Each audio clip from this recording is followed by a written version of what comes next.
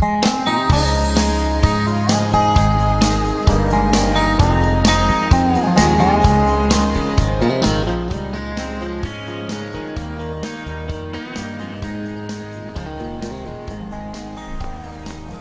and welcome to The Horse's Eye.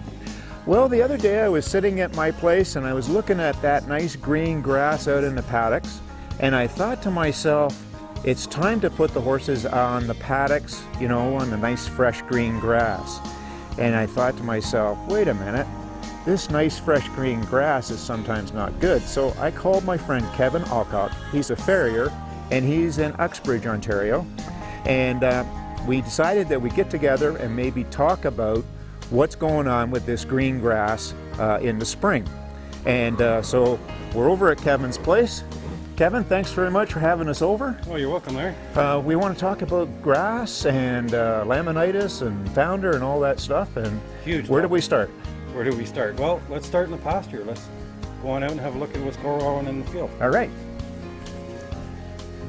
All right, so Larry and I have just walked out to the field just to show you what's happening with the grass this time of year. It's springtime.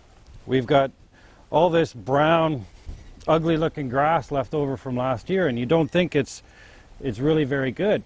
But what's underneath, and we just had rain yesterday, so it's sprouted a lot in the last day or so. But underneath all that brown stuff is all this new green, rich grass. And there's a lot of sugar loaded up in this grass. So we're back in the barn, and Kevin, I'm just wondering if you can tell me, what is laminitis? Laminitis is pretty simple term. It's just swelling of the lamina. Itis is the Latin word for swelling. Lamina is a structure in the horse's foot that is the blood supply to the bone, as well as a supporting structure that supports the bone to the hoof wall. So when you have swelling in the lamina, you are actually damaging, or you have damage to the supporting structure that holds the hoof wall and the bone together. Okay. Well, you've got a little drawing all made up for us, so let's take a look at that. Okay. And you can explain exactly what's going on inside the horse's foot. All right. So, laminitis. We all know the term. We also know the term founder.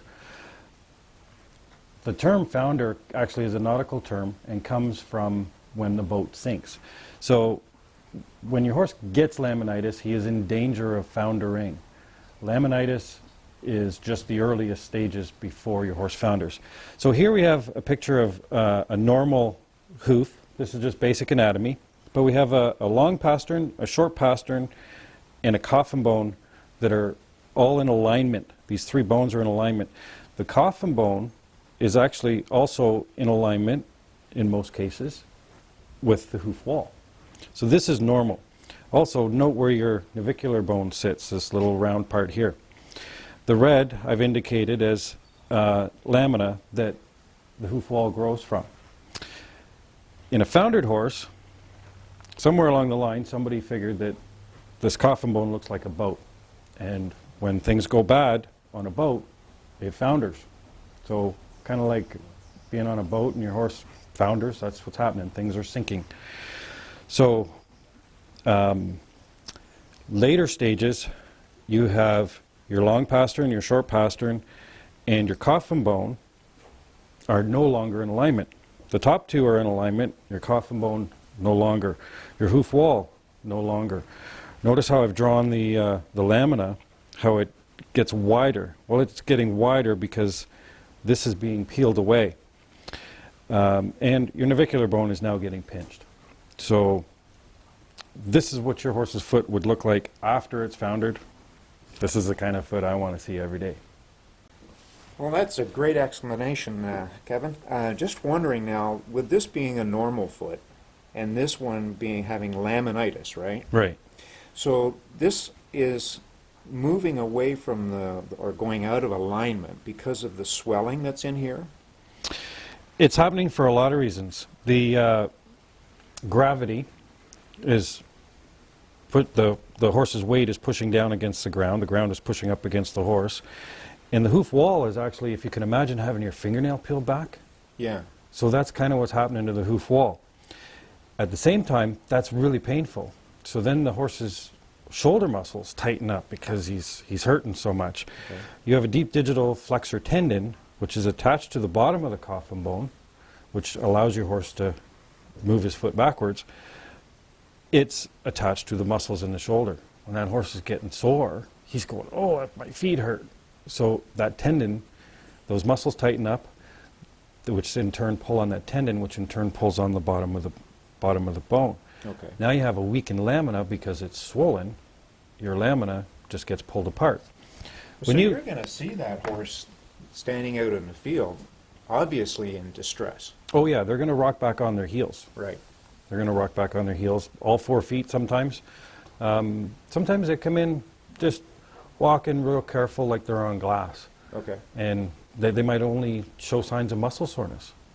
And it could be days later where you actually go, oh my God, what happened? So if you see your horse and looks like it's in obvious distress, what can you do? Can you do something right away for them? Well, there's 2 people you need to call. One is your farrier, and the other one is your vet. And you need to call both. Calling your vet, they're going to help you with drug therapies, anti-inflammatories, to help get the issues that have created it under control. Okay. There's acute stages, so they're going to help you get the swelling under control. There's also things that have led up to this that have gone on for a long time, like metabolic issues that you might not have been aware of. All right. So these metabolic issues, your vet will start to do blood work and try to determine what kind of an issue your horse has and how to treat it. Once you have separation of the lamina and swelling in the lamina, you now have a mechanical problem. So the person that's going to help you with the mechanics is going to be your farrier. Okay. They're going to need to support that foot, create some kind of an orthotic shoe, some kind of a system to keep your horse together. And every case of founder or laminitis is different. Every horse founder is different, every horse rotates different. Each one is an individual case. Your farrier is also going to need some really good x-rays from your veterinarian. Okay, good. Yeah. All right, so you got to get the professionals involved, get your vet and your farrier. Sooner the better. Sooner Hours the better. matter. Hours matter. Hours matter. Fantastic. Okay. Yeah. Well, that's great information. Is there anything else that we could add to our discussion today? Well, we should probably look at a horse that I've got here. He has metabolic issues, and we can have a look at him, and we'll see what the signs of a metabolic issue are. Okay. Yeah, let's do that. Okay, we'll go and pull a horse out, and we'll take a look at that. So this is Diablo, and Diablo's been around a long time. He's, I think, 22. He's actually had a couple of bouts of laminitis, and he has foundered. So what I was going to show you, he's been living the life of Riley out in the field all winter long, eating nothing but hay. He hasn't had any grain, but I'm going to show you some things to look for in a horse that has a metabolic issue. This horse, we assume, has Cushing's because of the long curly hair, and even though it's springtime, it really doesn't want to shed out. He sweats very easily. Good sign that there's a, look, hang on, Diablo. Good sign that there's a metabolic issue going on. A lot of things that we don't look for or don't always assume is a problem is the horse's neck. We all know to look at the neck and that it's a crusty neck is a bad thing. But this is a huge fat deposit. This is not muscle up here.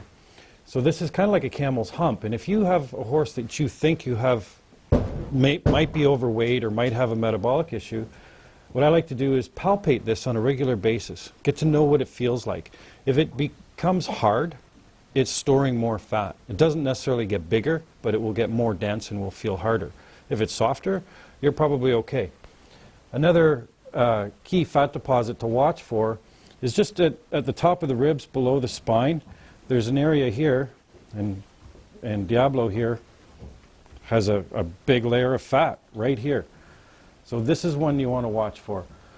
You can also find fat deposits on the top of the tail, and it'll just look like a lump. Another key thing to look for that a lot of people don't notice is have a look at his eye here.